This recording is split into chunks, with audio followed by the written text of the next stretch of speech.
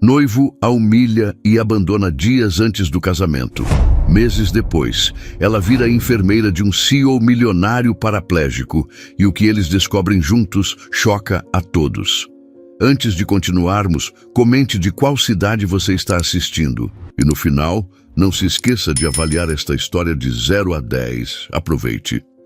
O sol da manhã mal atravessava as cortinas finas do café nos jardins, mas já aquecia a pele de Lúcia Almeida enquanto ela se acomodava na cadeira de vime, o aroma de café recém-passado envolvendo-a como um abraço que ela não sabia que precisava. Vestia um vestido azul simples, mas elegante, que realçava seus olhos castanhos, ainda brilhantes de expectativa. Era um dia qualquer, ou assim ela pensava, até que Rafael, seu noivo, sentou-se à sua frente. Ele não sorriu. Não tocou no cappuccino que a garçonete acabara de trazer. Seus olhos, normalmente quentes, estavam opacos, distantes, como se pertencessem a outra pessoa.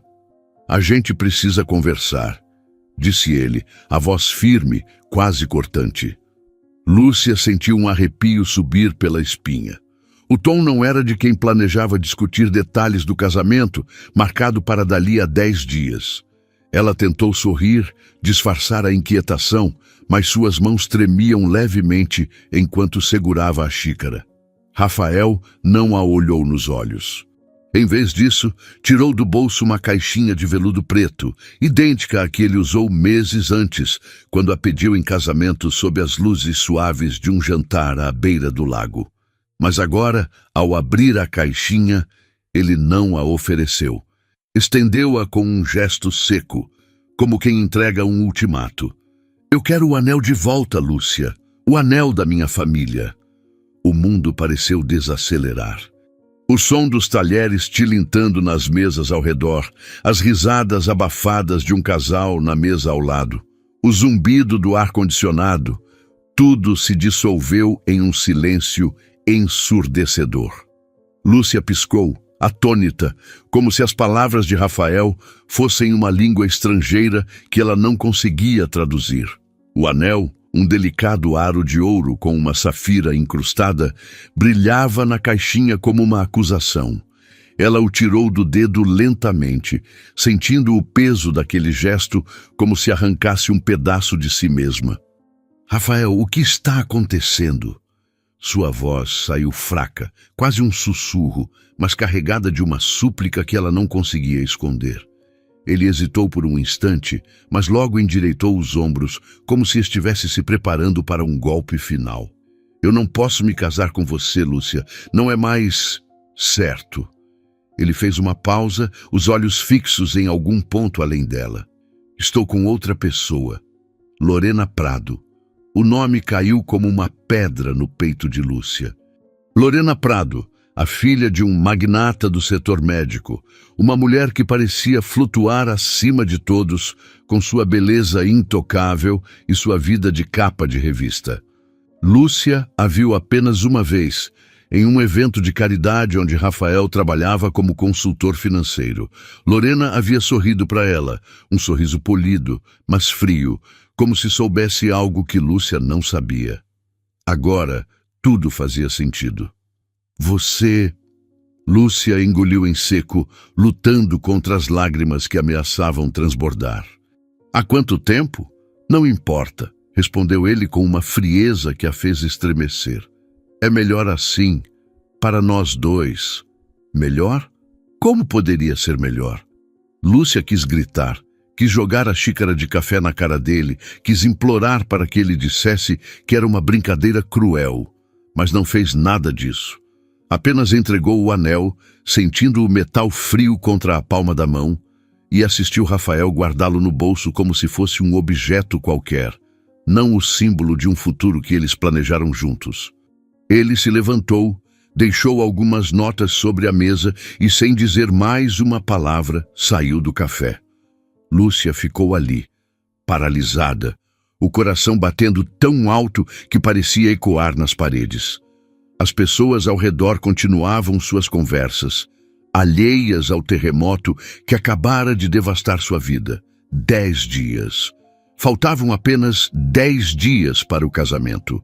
O vestido já estava pronto, os convites enviados, os sonhos costurados em cada detalhe. E agora, tudo desmoronava. As horas seguintes passaram. Lúcia caminhou pelas ruas do jardim sem rumo, os saltos batendo contra o asfalto como se tentassem despertar algum senso de realidade.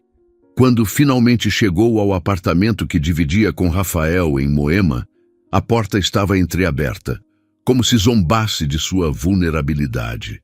Ela empurrou a porta com hesitação e encontrou suas coisas organizadas em malas ao lado da entrada.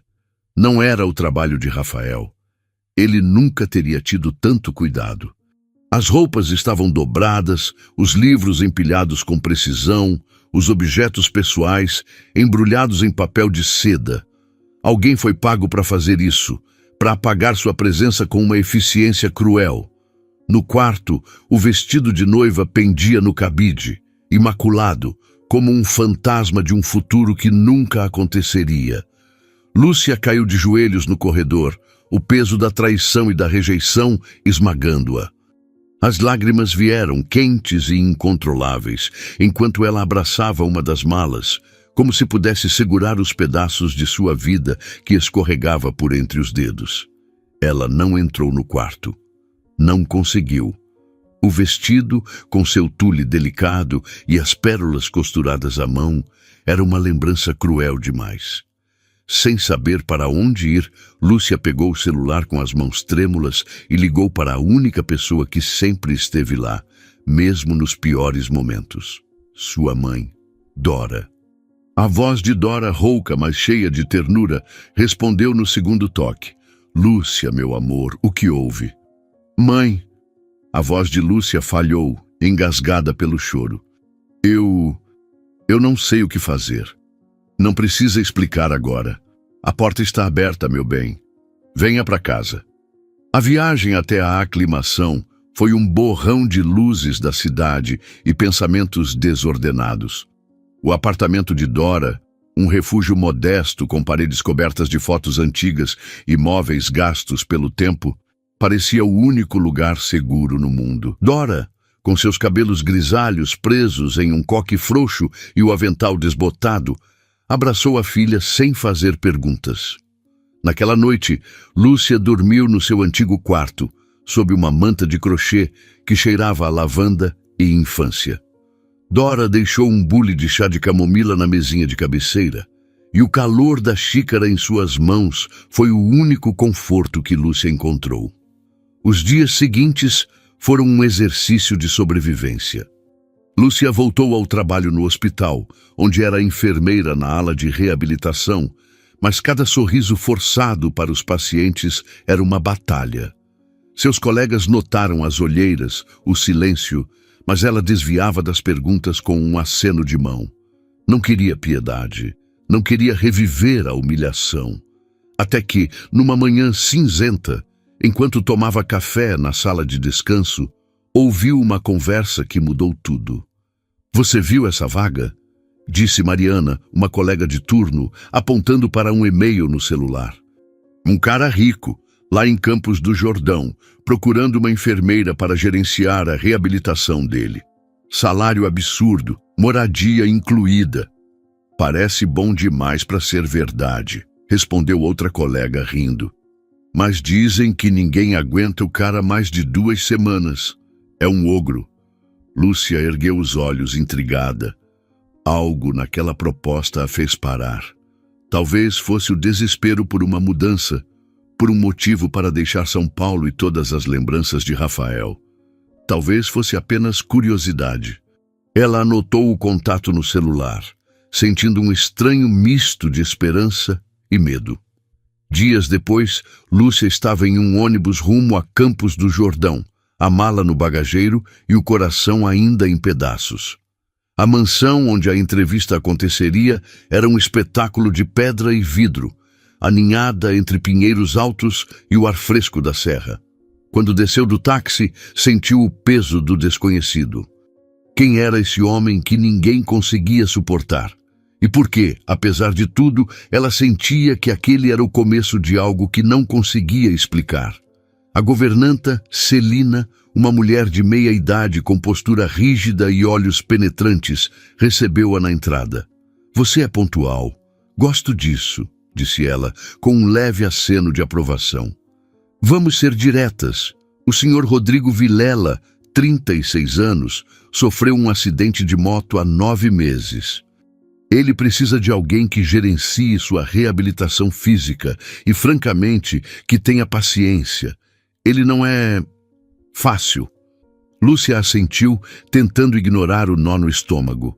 Quando finalmente conheceu Rodrigo, ele estava de costas, olhando pela janela panorâmica que dava para o jardim.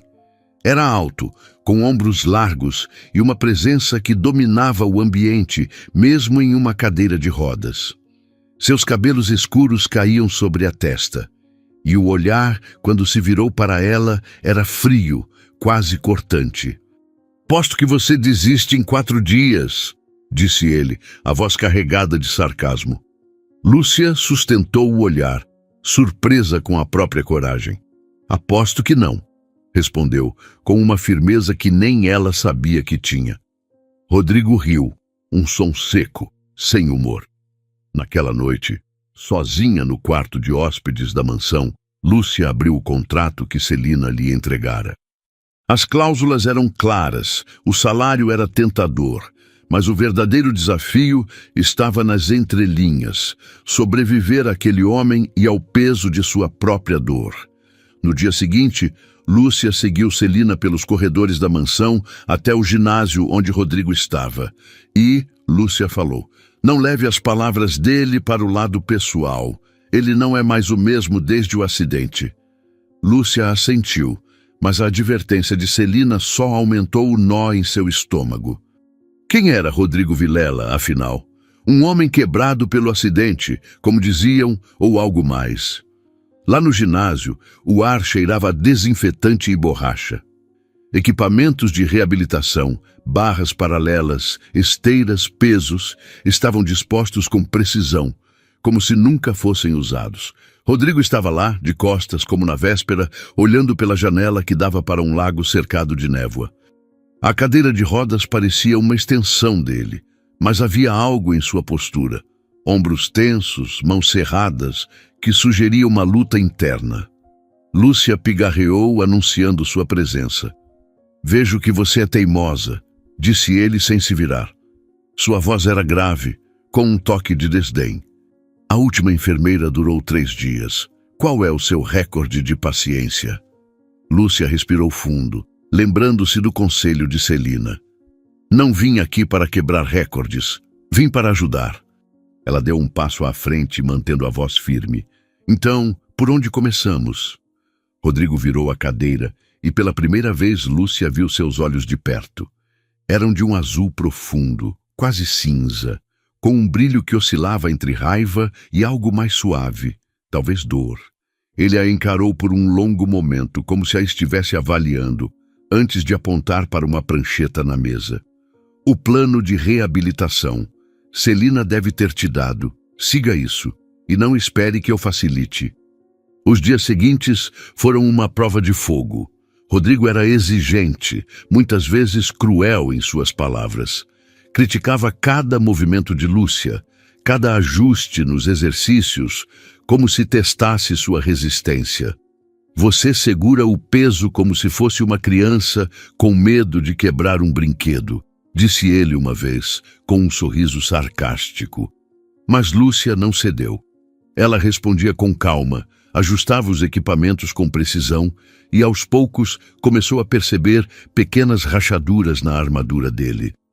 Na terceira noite, incapaz de dormir, Lúcia ouviu um barulho vindo do ginásio. Era tarde, quase meia-noite, e a mansão estava mergulhada em silêncio. Curiosa, ela desceu as escadas, o coração acelerado. Ao abrir a porta do ginásio, o que viu a fez congelar. Rodrigo estava em pé, apoiado nas barras paralelas, o rosto contorcido de esforço, o corpo tremendo enquanto tentava dar um passo. O suor escorria por sua testa e seus braços fortes, apesar dos meses de imobilidade, tremiam sob o peso do próprio corpo. «Saia daqui!» gritou ele, a voz rouca, quase desesperada ao perceber sua presença. Lúcia não se moveu. Algo na vulnerabilidade dele, na raiva misturada com medo, aprendeu ali. Por que esconder isso? Perguntou ela, a voz suave, mas firme. Você está andando.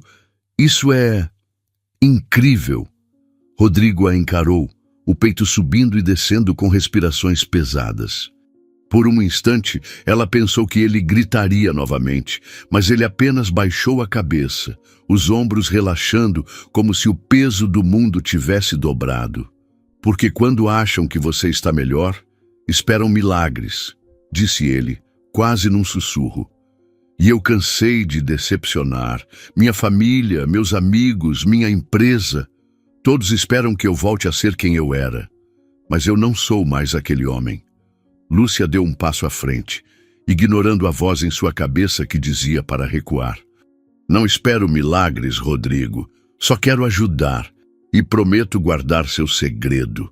Ele ergueu os olhos, surpreso, como se ninguém nunca tivesse oferecido algo tão simples.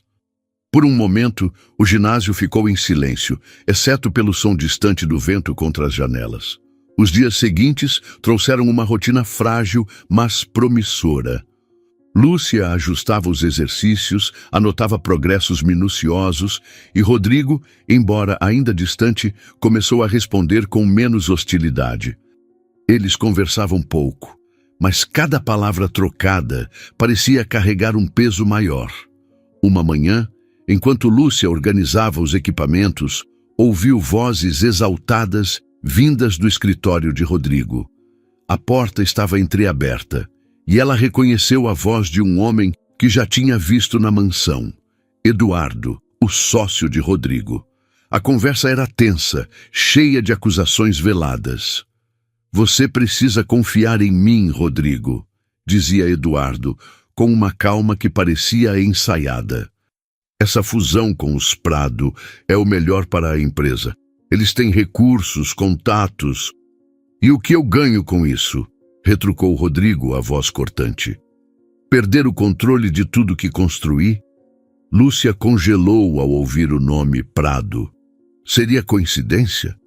Ela se afastou da porta, o coração disparado, mas as palavras de Eduardo ecoavam em sua mente. Naquela noite, após o jantar, ela reuniu coragem e bateu à porta do quarto de Rodrigo. Posso entrar? Perguntou, hesitante. Ele estava à janela, como sempre, a cadeira de rodas posicionada para encarar o horizonte escuro.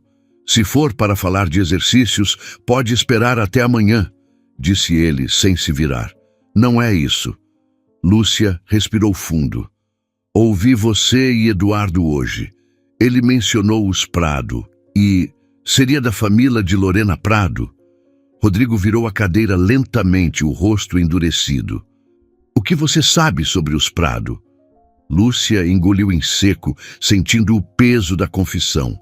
Meu noivo, ex-noivo, ele me deixou por ela. Há alguns dias, sua voz tremia, mas ela continuou. Não sei o que está acontecendo, mas espero que não confie nessa mulher e em tudo que pode estar por trás dessa proposta. O ar no quarto de Rodrigo tornou-se denso, elétrico, como o céu antes de uma tempestade. O nome Prado, lançado por Marina naquela confissão trêmula, pairava entre eles, não mais como uma coincidência, mas como o elo sombrio que unia dois mundos de dor. Rodrigo virou a cadeira de rodas lentamente, o movimento suave do mecanismo contrastando com a rigidez de seus ombros. Seus olhos, aquele azul profundo que Marina aprendera a decifrar, não continham mais o sarcasmo habitual. Havia algo mais antigo ali, mais perigoso. O brilho frio de um predador que acaba de identificar a ameaça. Lorena Prado. Ele repetiu, a voz baixa, um rosnado contido que fez um arrepio percorrer a espinha de Marina. Então o mundo não é apenas pequeno. É doentiamente interligado. Ele a estudou por um longo momento, o silêncio se esticando até quase romper. Não era um olhar de pena, nem de curiosidade mórbida. Era um olhar de avaliação, de quem pesa as peças em um tabuleiro de xadrez. Marina sentiu-se exposta, como se ele pudesse ver através de sua fachada de enfermeira competente e enxergar diretamente a mulher humilhada, abandonada em um café nos jardins. Mas pela primeira vez desde aquele dia, ela não sentiu vergonha. Sustentou o olhar dele, a respiração presa no peito, sentindo uma estranha corrente de força emanar daquela vulnerabilidade compartilhada. O que mais você sabe sobre eles? A pergunta de Rodrigo foi direta, cortante, a voz de um homem acostumado a comandar, a extrair informações, a ir direto ao cerne da questão. Marina engoliu em seco, organizando os fragmentos de sua humilhação em uma narrativa coerente. Quase nada. Rafael, meu ex-noivo, era consultor financeiro, ambicioso. Ele a conheceu em um evento de caridade. Foi rápido. Em uma semana, ele terminou nosso noivado de 2 anos, pediu o anel da família de volta e anunciou que estava com ela. Ela deu de ombros, um gesto que tentava minimizar a ferida ainda aberta. Ele disse que era melhor assim, para ele certamente foi. Rodrigo manobrou a cadeira, aproximando-se da janela panorâmica, seus dedos tamborilando no apoio de braço de metal. A noite lá fora era um veludo negro, salpicado pelas luzes distantes. Melhor assim, ele murmurou, o tom carregado de um desprezo que não era para ela. É a frase que os covardes usam para justificar a própria traição. Ele se virou para ela, o rosto uma máscara de fúria controlada. Eduardo, meu sócio, meu amigo de infância, tem me pressionado há muitos meses para aceitar uma fusão com o Grupo Prado. O pai de Lorena, Otávio Prado, é um tubarão. Um abutre disfarçado em terno de grife. Ele quer minha empresa de tecnologia e sistemas hospitalares, mas não quer pagar o preço justo. Ele quer o controle, a patente, a alma do negócio que eu construí do zero. A cada palavra, a atmosfera no quarto ficava mais carregada. Marina sentia-se como se tivesse tropeçado em um campo minado. Eu recusei todas as propostas, continuou Rodrigo, a voz agora um fio de aço. Disse a Eduardo que preferia queimar a empresa a entregá-la nas mãos de Otávio. 2 semanas depois, sofri o acidente. Ele cuspiu a palavra como se fosse veneno. Os freios da minha moto falharam em uma curva na serra.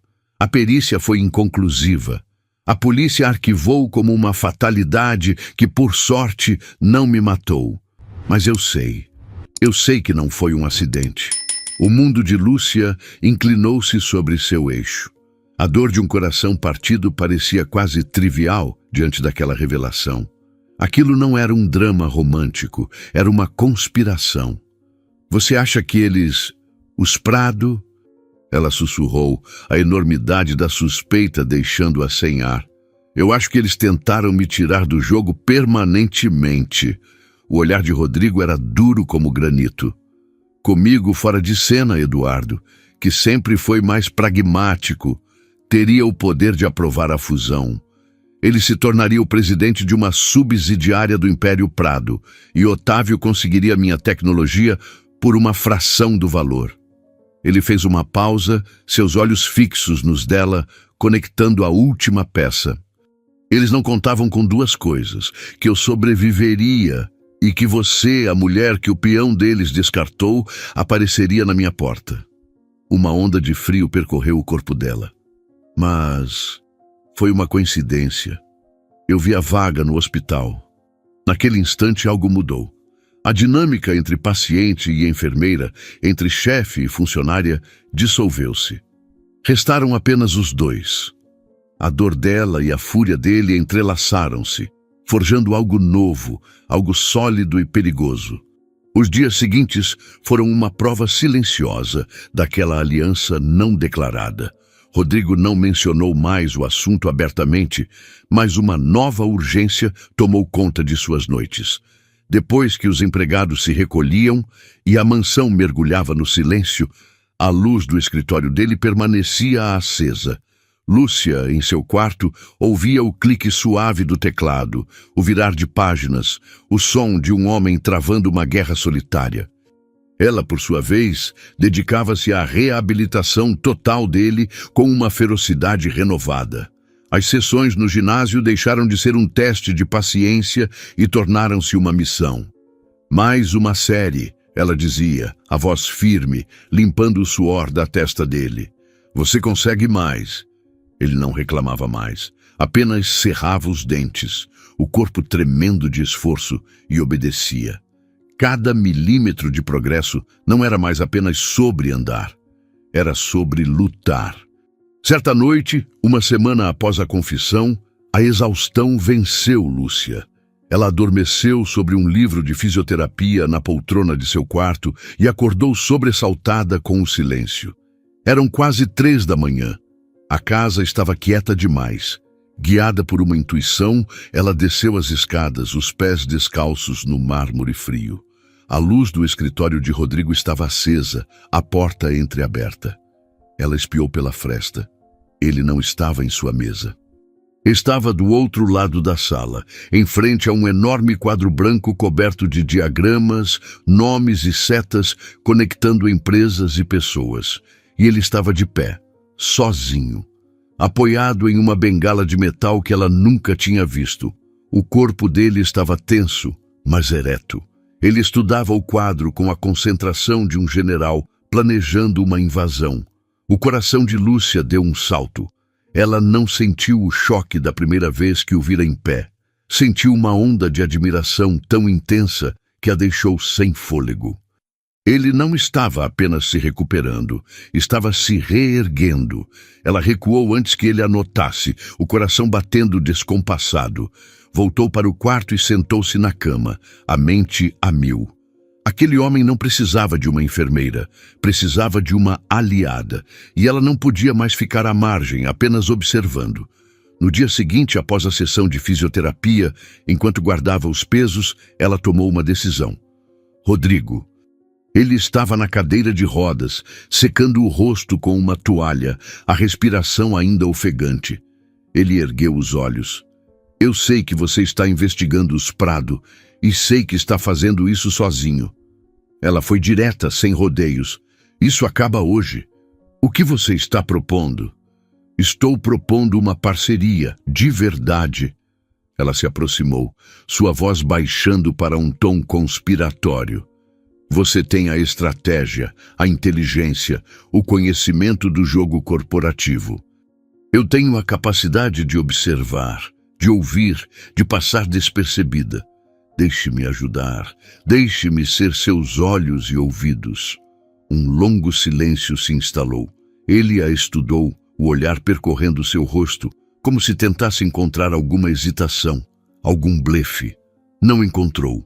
Encontrou apenas a mesma determinação que via no espelho. Finalmente, ele estendeu a mão, não para um aperto formal, mas um convite. Então, seja bem-vinda. Realmente preciso de ajuda. Ela colocou a mão na dele. O contato foi firme, quente. Não era o toque de um paciente nem de um chefe, era o toque de um cúmplice.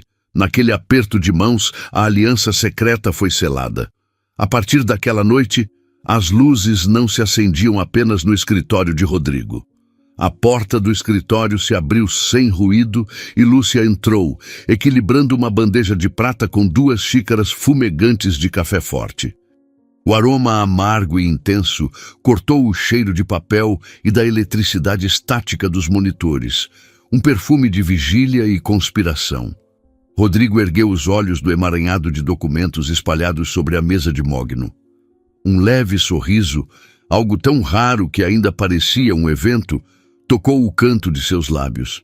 Aquele simples ato de Lúcia entrando no seu santuário de guerra tornou-se um ritual noturno, o marco silencioso que transformava a mansão adormecida em um quartel-general. Café. O combustível dos revolucionários, disse ele, a voz grave com um traço de humor que não existia semanas antes. E dos insones, completou Lúcia, colocando uma xícara ao lado da mão dele. O que temos para hoje? Outra noite decifrando a contabilidade criativa de Eduardo. Algo melhor. Um convite. Ele empurrou um tablet pela mesa. Na tela, um e-mail formal anunciava a convocação de uma reunião extraordinária do Conselho da Vilela Tech. A pauta: deliberação sobre a proposta de fusão estratégica com o Grupo Prado. A data estava marcada para dali a 2 semanas em São Paulo. É o movimento final deles, disse Rodrigo, o olhar endurecendo. Eduardo se sente seguro. Ele acha que eu estou isolado, quebrado, fora do jogo. Ele vai apresentar seus relatórios fraudulentos, pintar o quadro de uma empresa à beira do colapso e se oferecer como o salvador que entrega o controle aos Prado. Lúcia sentiu um frio na barriga. 2 semanas? É tempo suficiente? Terá que ser. Rodrigo virou-se para o grande quadro branco que dominava a parede, agora uma teia complexa de nomes, datas e setas vermelhas, conectando a traição de Eduardo, à sabotagem de sua moto e à ganância de Otávio Prado. No centro, circulados, estavam os nomes de Lorena e Rafael. Nós temos as peças, Lúcia. Temos os e-mails, os registros de chamadas que o nosso investigador conseguiu, o depoimento daquele mecânico que Eduardo pagou para revisar minha moto e depois mandou para o outro lado do país. Temos quase tudo. Falta a cereja do bolo, a confissão. Eles nunca vão confessar, não em sã consciência. Exato. Um brilho perigoso acendeu nos olhos de Rodrigo. É por isso que precisamos tirá-los da sua zona de conforto. Precisamos que eles se sintam tão vitoriosos, tão arrogantes, que baixem a guarda. E é aí que você entra.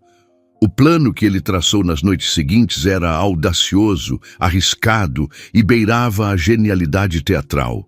Exigia uma confiança absoluta entre eles e nervos de aço. Enquanto Rodrigo, com a ajuda de advogados de sua extrema confiança, preparava a ofensiva legal, Lúcia recebeu sua missão. Ela era a peça coringa, a agente invisível. Com o pretexto de buscar equipamentos de reabilitação mais modernos, ela foi a São Paulo. Não procurou por equipamentos, procurou por pessoas. Encontrou a ex-secretária de Eduardo, uma mulher amargurada que fora demitida por saber demais. Com a mistura certa de empatia e a promessa de uma generosa consultoria financiada por Rodrigo, Lúcia conseguiu acesso às senhas antigas e à rotina do escritório. Conseguiu a planta do andar da diretoria. Conseguiu principalmente a confirmação de que a sala de reuniões era um cofre de segurança, mas que a sala de TI adjacente era seu ponto cego. A noite anterior à reunião foi a mais longa de suas vidas. Não dormiram.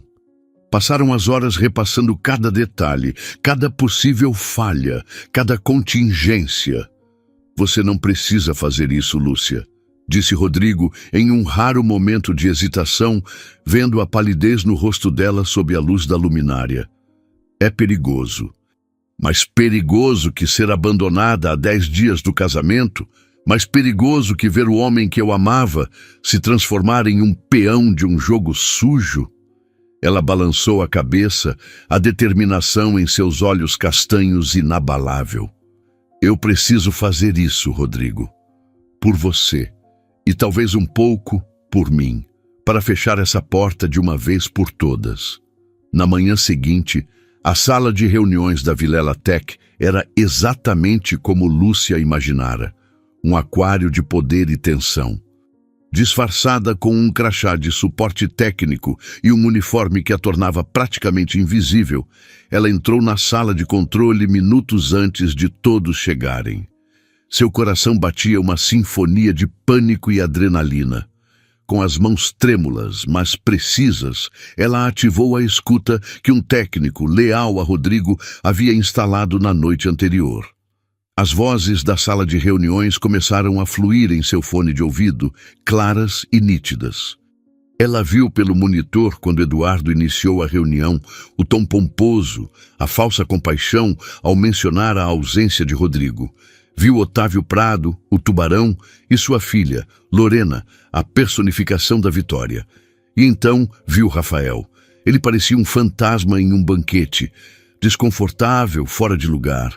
O olhar dele cruzou a câmera por um segundo e Lúcia sentiu uma pontada de algo que já não era dor, mas uma espécie de pena distante.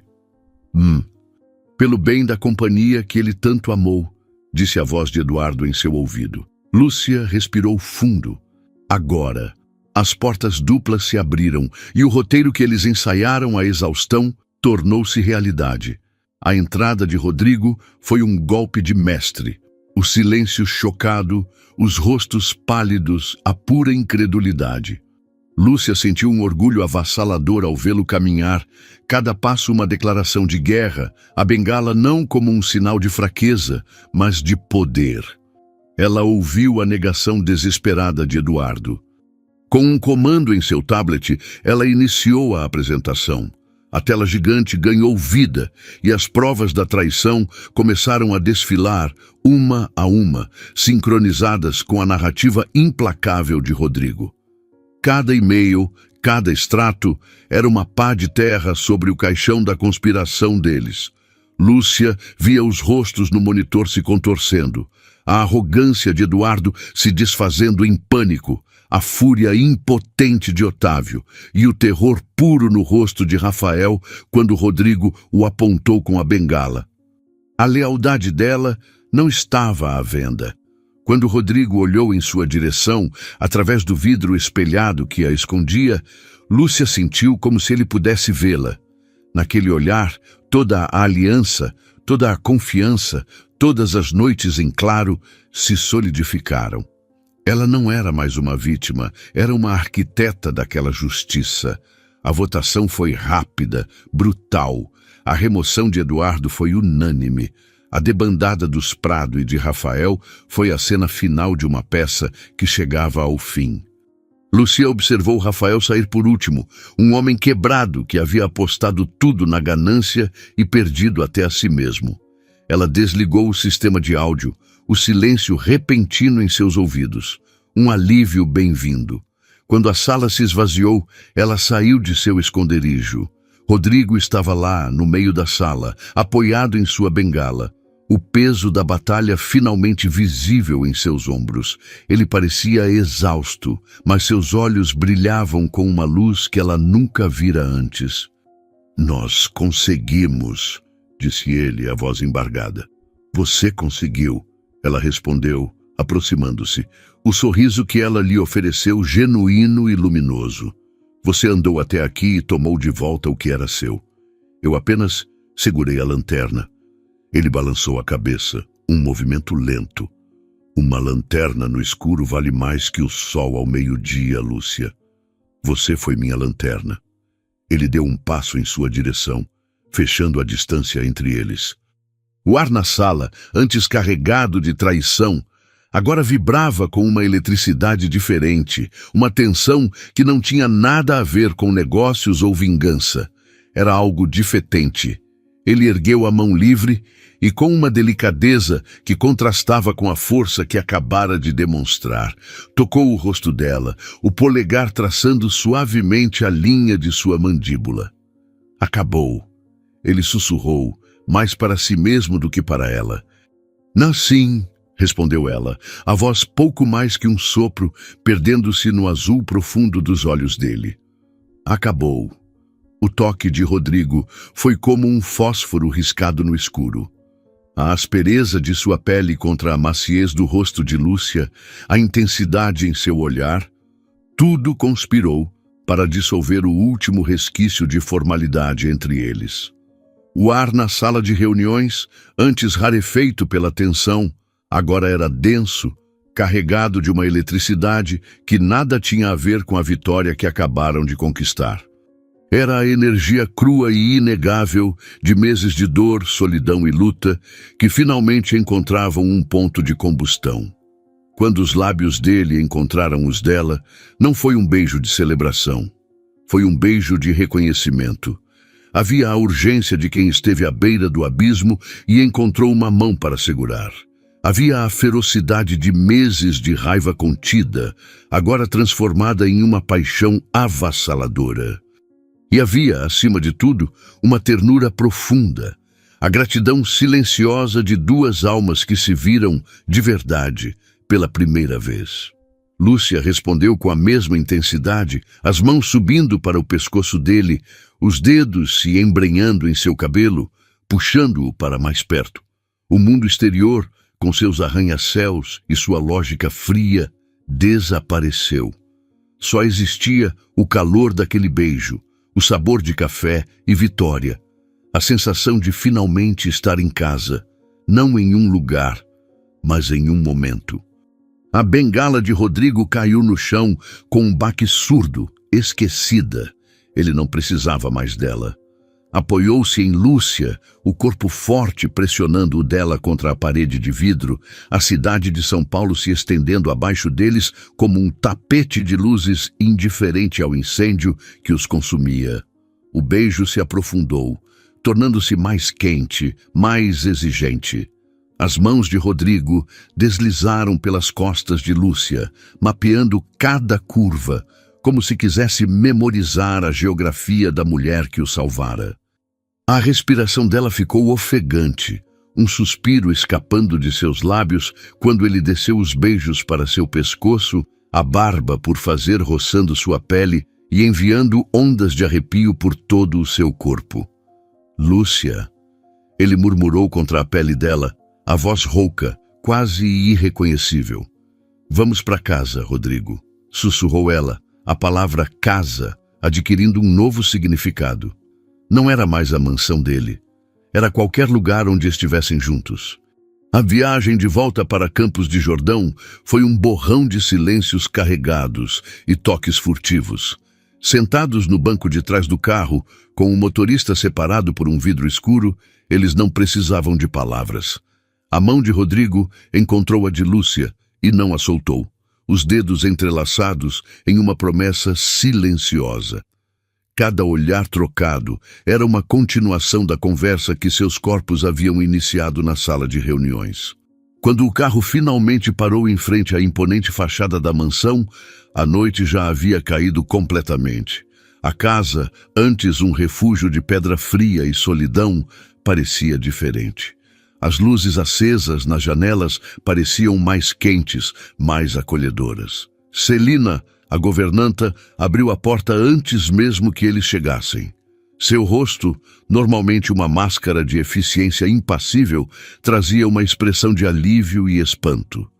Ela viu Rodrigo sair do carro, caminhando sem ajuda, e seus olhos se encheram de lágrimas. Senhor Rodrigo! Mas seu olhar logo se moveu para Lúcia, e a gratidão em seus olhos era tão profunda que Lúcia se sentiu constrangida. Você... começou Celina, a voz embargada. Você fez o que ninguém conseguiu. Você o trouxe de volta para nós. Obrigada. Lúcia apenas sorriu, um sorriso tímido, pois sabia que a transformação de Rodrigo não era obra sua, mas dele mesmo. Ela apenas lhe dera um motivo para lutar. Rodrigo dispensou o motorista e Celina com um aceno de cabeça, seus olhos nunca deixando-os de Lúcia. Assim que a porta se fechou, isolando-os do resto do mundo, ele a puxou pela mão, subindo a grande escadaria, não em direção ao quarto de hóspedes dela, mas ao seu próprio quarto, um santuário que ela nunca havia entrado. O quarto era vasto, masculino, dominado por uma cama enorme e uma janela que ia do chão ao teto, revelando um jardim iluminado pela lua. Mas Lúcia mal notou a decoração. Toda a sua atenção estava em Rodrigo, na forma como ele a olhava, como se ela fosse a única coisa que importava no universo. Ali, a urgência deu lugar a uma exploração lenta e deliberada. Ele a beijou novamente, mas desta vez com uma reverência que a deixou sem fôlego. Cada peça de roupa foi removida com uma lentidão torturante, cada centímetro de pele exposta, adorado. Ele traçou com os dedos as cicatrizes emocionais que a traição de Rafael havia deixado, como se pudesse apagá-las com seu toque. E ela, por sua vez, explorou o corpo dele, não como uma enfermeira avaliando um paciente, mas como uma amante descobrindo um novo território. Ela beijou a cicatriz em seu ombro, um resquício do acidente, não com pena, mas com uma aceitação que o libertou do último fantasma. Naquela noite, eles não fizeram amor apenas com seus corpos. Fizeram amor com suas histórias, suas dores, suas vitórias. Foi uma colisão de duas solidões que juntas criaram um universo inteiro. Para Rodrigo, foi a redescoberta de uma intimidade que ele pensou ter perdido para sempre. Para Lúcia, foi a descoberta de uma paixão que ela nunca soube que poderia existir, tão avassaladora e completa que curava todas as feridas antigas. As semanas que se seguiram foram como aprender a respirar um ar novo. A mansão, antes silenciosa e sombria, ganhou vida. O som da risada de Lúcia ecoava pelos corredores. O piano na sala de estar, mudo por quase um ano, voltou a ser tocado por Rodrigo, melodias melancólicas dando lugar a composições mais esperançosas. Eles criaram novos rituais. Jantares na cozinha, onde as tentativas de Lúcia de cozinhar algo elaborado resultavam em desastres deliciosos e crises de riso. Caminhadas matinais pelo jardim, onde Rodrigo, agora caminhando com uma confiança crescente, contava a ela sobre as estrelas e as árvores. E ela lhe contava sobre seus sonhos de abrir uma pequena clínica de cuidados paliativos.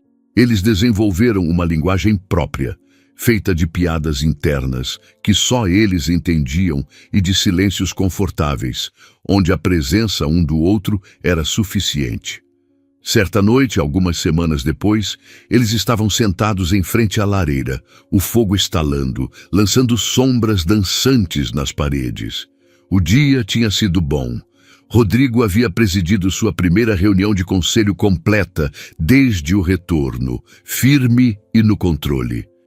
Lúcia havia passado a tarde desenhando os primeiros esboços de sua futura clínica. Eu estive pensando, disse Rodrigo, quebrando o silêncio confortável. Ele parecia estranhamente nervoso. Ele se levantou, foi até um cofre discreto escondido atrás de um quadro e voltou. Em sua mão havia uma pequena caixa de veludo, não preta como a de Rafael, mas de um azul profundo, da cor do céu noturno. O coração de Lúcia parou. Um flash do café, da humilhação, ameaçou invadir o momento. Rodrigo pareceu sentir sua hesitação. Ele se ajoelhou na frente dela, não em uma proposta formal, mas em um gesto de igualdade. Lúcia, olhe para mim. Sua voz era suave, mas firme. Isto não é sobre o passado. Não é sobre substituir uma memória ruim por uma nova. É sobre nós, sobre o agora. Ele abriu a caixa. Dentro repousava um anel de platina, simples e elegante. No centro, uma única safira, não grande ou ostensiva, mas de um azul tão profundo e límpido que parecia conter uma galáxia inteira. Era incrivelmente parecido com o anel que ela perdera, mas ao mesmo tempo completamente diferente. Era mais forte, mais puro. Quando eu estava naquele hospital depois do acidente, eu olhava para as minhas mãos e não me reconhecia. Elas pertenciam a um homem quebrado, um homem que tinha perdido tudo. Ele pegou a mão dela, entrelaçando seus dedos. Com você, eu me lembro de quem sou. Não o homem que eu era antes, mas o homem que eu posso ser, o homem que eu quero ser.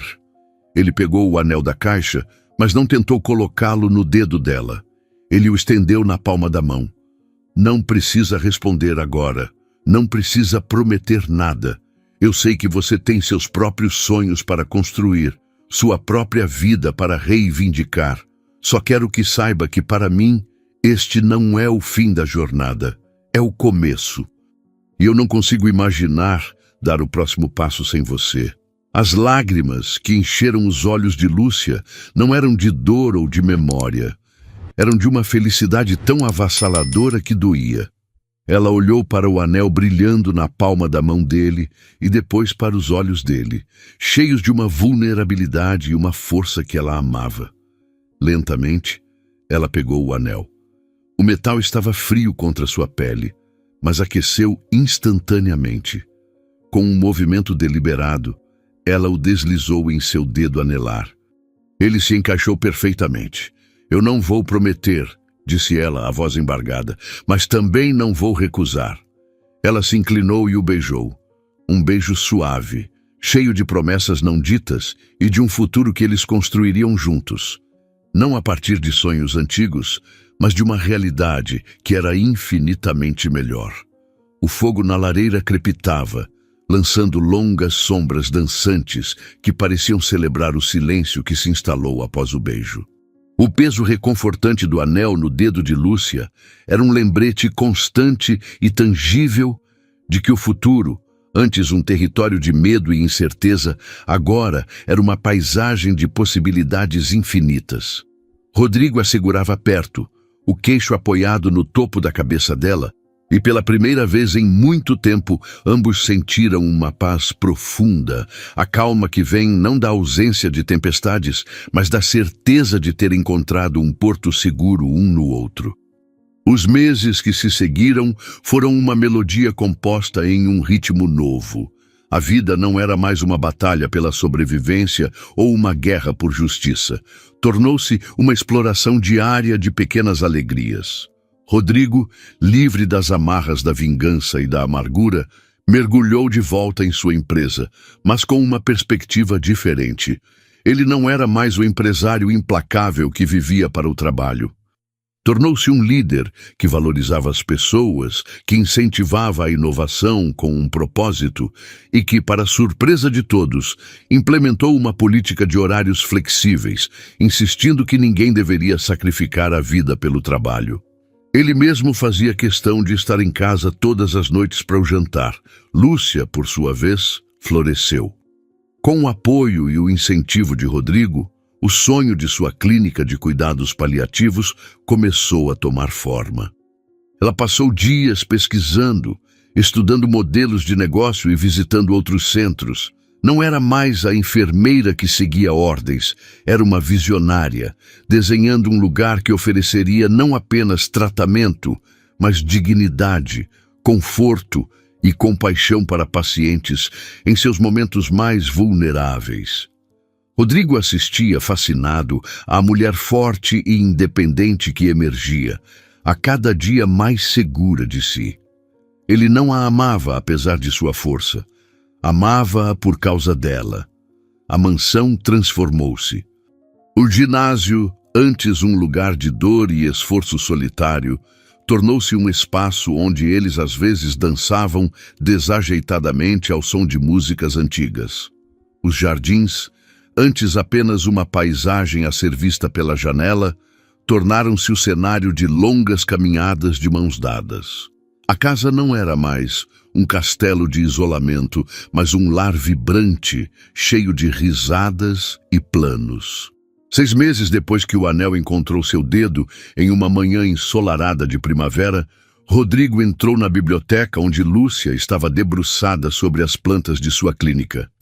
"Faça as malas", disse ele com um sorriso misterioso. "Malas? Para onde?" Ela perguntou, erguendo os olhos intrigada.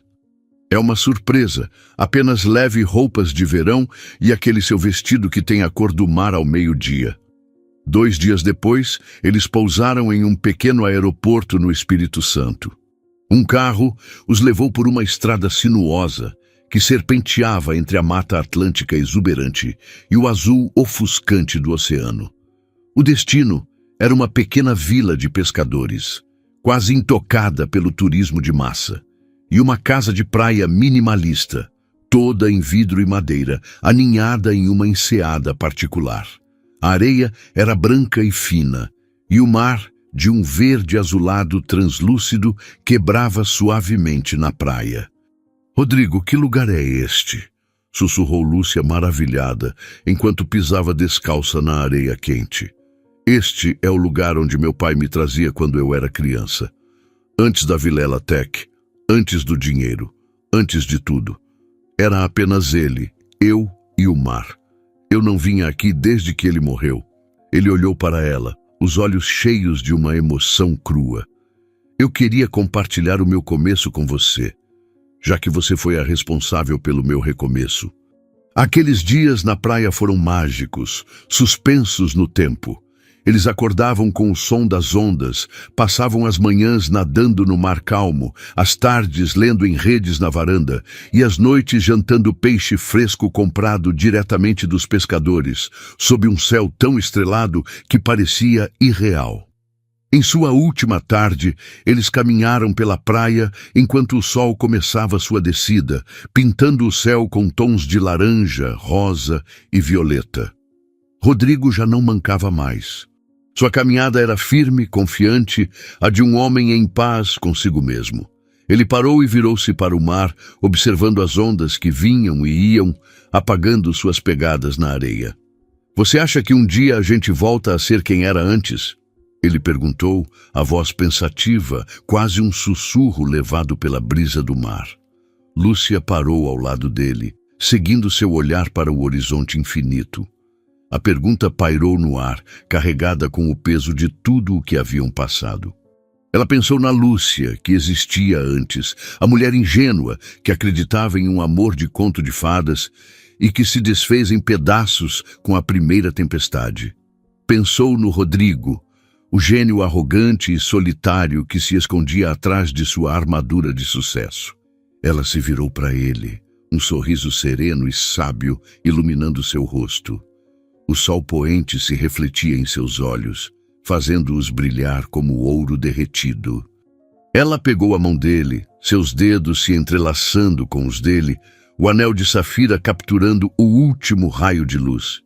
"Espero que não", respondeu ela, a voz clara e firme acima do murmúrio das ondas, "porque quem nos tornamos agora é muito melhor." Ela se aproximou e o beijou, um beijo salgado pelo mar, doce pelo amor e profundo pela compreensão mútua. Não era mais o beijo febril da paixão recém-descoberta, nem o beijo desesperado de dois sobreviventes. Era o beijo calmo e seguro de dois parceiros, duas almas que não apenas haviam encontrado uma a outra, mas que haviam se ajudado a se encontrar.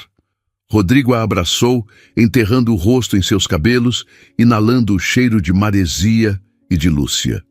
Ele entendeu. O passado não era algo a ser apagado ou superado. As cicatrizes, tanto as visíveis quanto as invisíveis, eram parte deles. Eram o mapa que os havia levado até ali, até aquele momento, até aquela praia. Eles não eram as versões remendadas de quem costumavam ser. Eram versões novas, forjadas no fogo da adversidade, mais fortes, mais resilientes e infinitamente mais capazes de amar. Enquanto o último arco do sol desaparecia no oceano, deixando para trás um céu em chamas, eles permaneceram ali, de mãos dadas, olhando para o futuro. Não sabiam o que ele traria. Sabiam que haveria outras tempestades, outros desafios. Mas pela primeira vez não tinham medo. Porque sabiam que enquanto estivessem juntos, não importava o quão forte o vento soprasse ou o quão altas as ondas se erguessem. Eles eram o porto seguro um do outro. E isso era tudo o que importava. A história deles não era sobre um final feliz.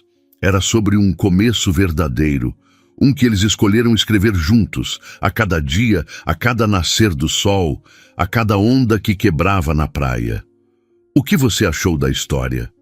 Deixe sua opinião nos comentários com uma nota de 0 a 10. Inscreva-se no canal e clique no sino para acompanhar todas as nossas histórias. Muito obrigado e até o próximo vídeo.